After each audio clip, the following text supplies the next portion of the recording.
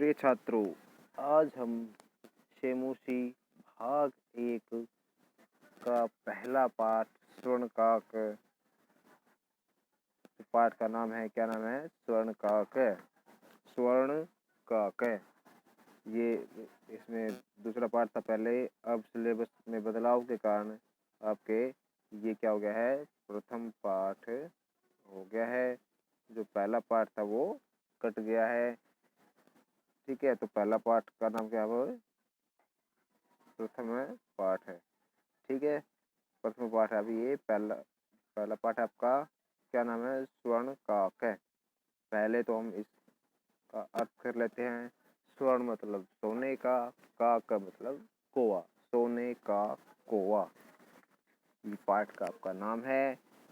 इस पाठ के बारे में समझ लेते हैं। इस पाठ में क्या क्या बताया गया है, कहाँ से ये कथा ली गई है, किसके द्वारा इसकी रचना की गई है। ये देखिए, प्रस्तुत पाठ जो पाठ श्री पद्म शास्त्री द्वारा रचित, पद्म शास्त्री जी हैं, उनके द्वारा यह जो पाठ की रचना की गई है। विश्व कथा शतकम उनका एक कथा संग्रह है। उसमें विभिन्न देशों की तो अच्छी अच्छी कहानियों का संग्रहण इसमें किया गया है। तो उसी में से ये एक कहानी है आपका स्वर्णकाक, जो वर्मा देश की एक श्रेष्ठ कथा है, जिसमें से इस कथा में लोभ और उसके दुष्परिणाम के साथ साथ त्याग और उसके सुपरिणाम दर्शाए गए हैं।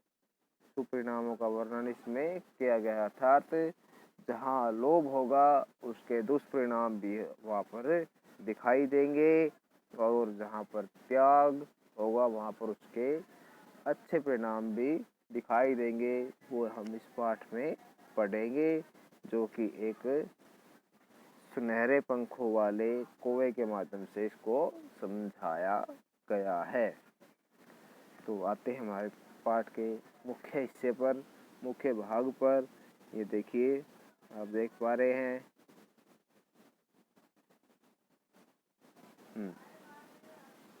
पूरा मतलब पहले कस्मिंश्चित् ग्रामे, किसी गांव में, एका निर्धना वृद्धा स्त्री नयावसत। इसमें बताया गया, पहले एक गांव में, किसी कस्मिंश्चित् किसी गांव में एक निर्धन वृद्ध स्त्री रहती थी। नयावसत मतलब रहती थी। क्या हिंदी हो जाएगी इसकी?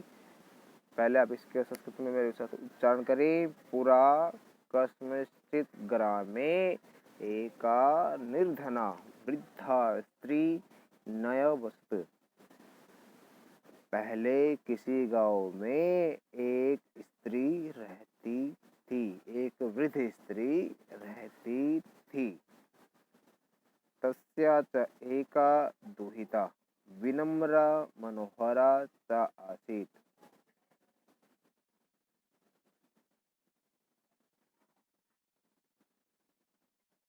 और उसकी एक दुहिता, एक पुत्री थी।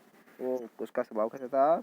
विनम्र और मनोहरा, विनम्रा मनोहरा चासीत। और एक उसकी पुत्री थी, वो कैसी थी? विनम्रा और मनोहर, विनम्र और सुंदर उसकी एक पुत्री थी। विनम्र और मनोहर एक उसकी पुत्री थी। एकदा मतलब एक बार, माता स्थाल्यां तंडुलान निक्षिप्य पुत्रीम आदिदेश। एक बार माता ने स्थाल्या मतलब थाली में, तंडुलान चावलों को, निक्षिप्य मतलब रख कर। क्या है निक्षिप्य मतलब? निक्षिप्य, तंडुलान मतलब चावलों को, थाली, चावलों को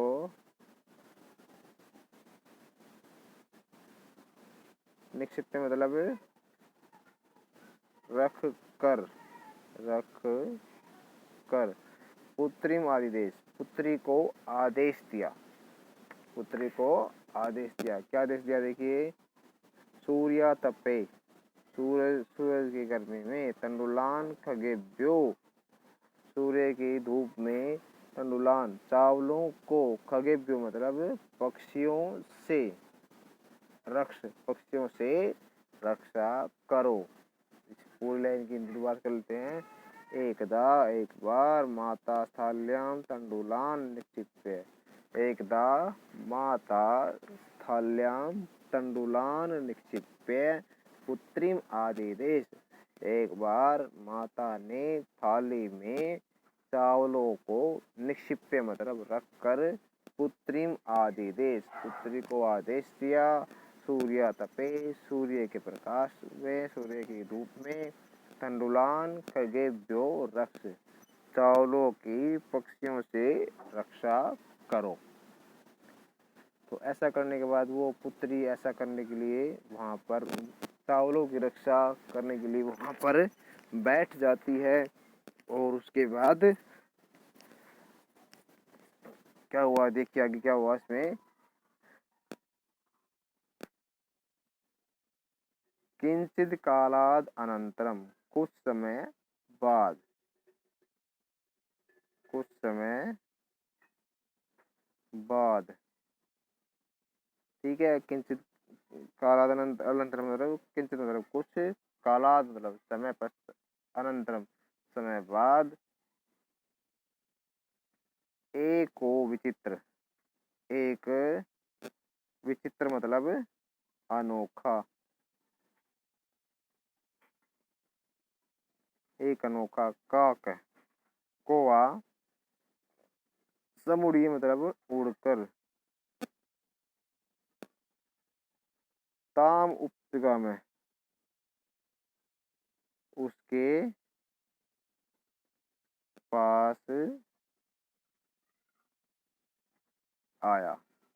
तो देखिए क्या हुआ, किंचित कालाद अनंतरम, कुछ समय पश्चात, एको विचित्र काक, कुछ समय पश्चात एक अनोखा कोआ, का का मतलब कोआ, समुड़िए उड़कर, ताम उपजुगा में उसके पास आया, एक विचित्र कोआ उड़कर उसके पास आया।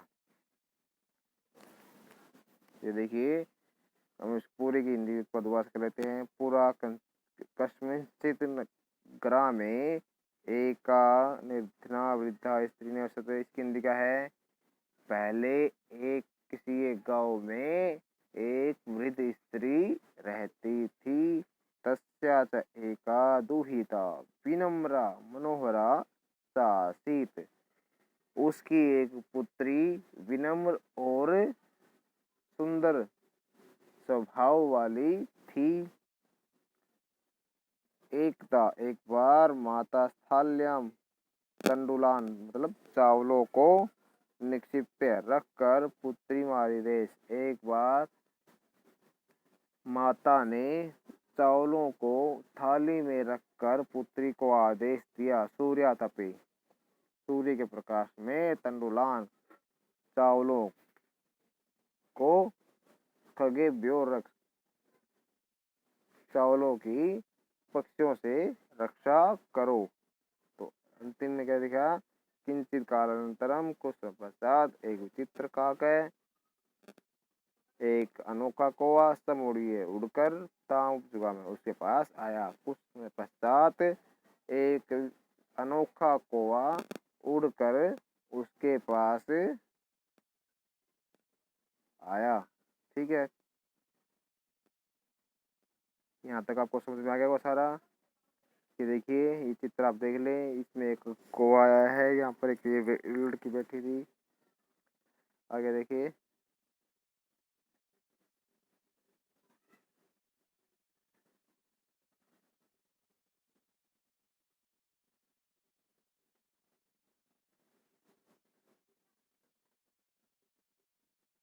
अब आगे देखिए क्या हुआ। न एतादृश स्वपक्षो रजतंतु स्वर्ण काकस्तया पूर्व दृष्टम,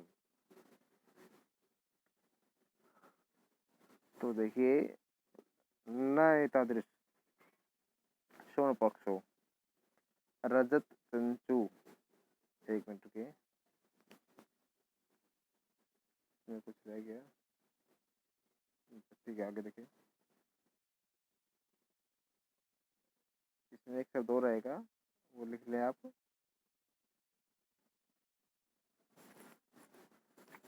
देखिए नेतादृश स्वर्ण पक्षो रजत तंतु स्वर्ण काक तया पूर्व दृष्ट है, जो जो उसकी पुत्री थी वृद्ध स्त्री की, उसके द्वारा न एतादृश इस प्रकार का स्वर्ण पक्ष, सोने की पंखों वाला रजत तंतु, स्वर्ण पक्ष मतलब सोने के पंखों वाला रजत तंतु और चांदी की चोंच वाला, चांदी की चोंच वाला स्वर्ण काक सोने का कौवा तया उसके द्वारा, किसके द्वारा, उस पुत्री के द्वारा, पूर्वम न दृष्टम इससे पहले नहीं देखा गया था।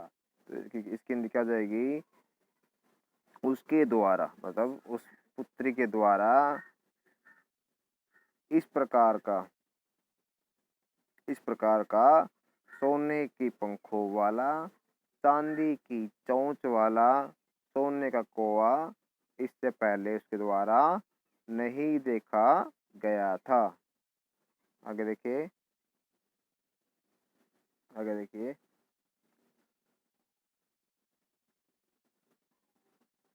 तम तंडुलान खादंतम उसके द्वारा चावलों को खाते हुए, असंतम च और हंसते हुए विलोक्य देखकर बालिका रोदितुम आरब्ध, उसके द्वारा चावलों को खाए जाने पर, खाते हुए को और हंसते हुए को विलोक्य मतलब देखकर बालिका रोदितुम आरब्धा, बालिका ने रोना शुरू कर दिया। किसने रोना शुरू कर दिया, बालिका ने। क्यों, क्योंकि वो जो कौवा था, विचित्र कौवा था, वह चावलों को खा रहा था और हंस रहा था। तो देखिए उसको किसका मतलब, कौवे को, तंडुलान खादंतम चावलों को खाते हुए, असंतम से और हंसते हुए, विलोक्य मतलब देखकर, बालिका रोधितुम आरब्धा बालिका ने रोना आरंभ कर दिया। उस विचित्र कौवे के द्वारा चावलों को खाते हुए और हंसते हुए देखकर उस बालिका ने रोना आरंभ कर दिया। तम निवारयन्ती सा प्रार्थयत तंडुलान मा भक्ष्य, उसको रोकती हुई सा प्रार्थयत, सा मतलब वह, उसने प्रार्थना की, तंडुलान मा भक्ष्य चावलों को मत खाओ, उसको निवारयन्ती, किसको निवारयन्ती, कौवे को रोकती हुई, सा प्रार्थयत उसने प्रार्थना की, तंडुलान मा भक्ष्य चावलों को मत खाओ। और आगे कहा उसने, मदीया माता अतीव निर्धना वर्तते, मेरी माता अतीव निर्धन है, मेरी माता अतीव निर्धन है। स्वर्ण पक्ष, देखिए इसमें देखिए स्वर्ण पक्ष है, स्वर्ण पक्ष है, काक है, प्रोवाच है, मासुच,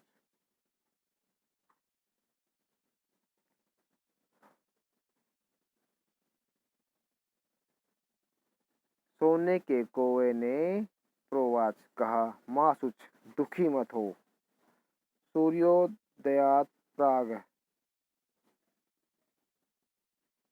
सूर्योदयात प्राग सूर्योदय से पहले, ग्रामाद वही गांव से बाहर, पिप्पल वृक्षम अनु तवया गंतव्यम, उसने कहा सूर्योदय से पहले गांव से बाहर पीपल वृक्ष के पास तवया गंतव्यम, तुम आ जाना। सूर्य इसने क्या कहा, सूर्य उदय से पहले गांव से बाहर पीपल वृक्ष के पास तवया गंतव्यम, तुम आ जाना।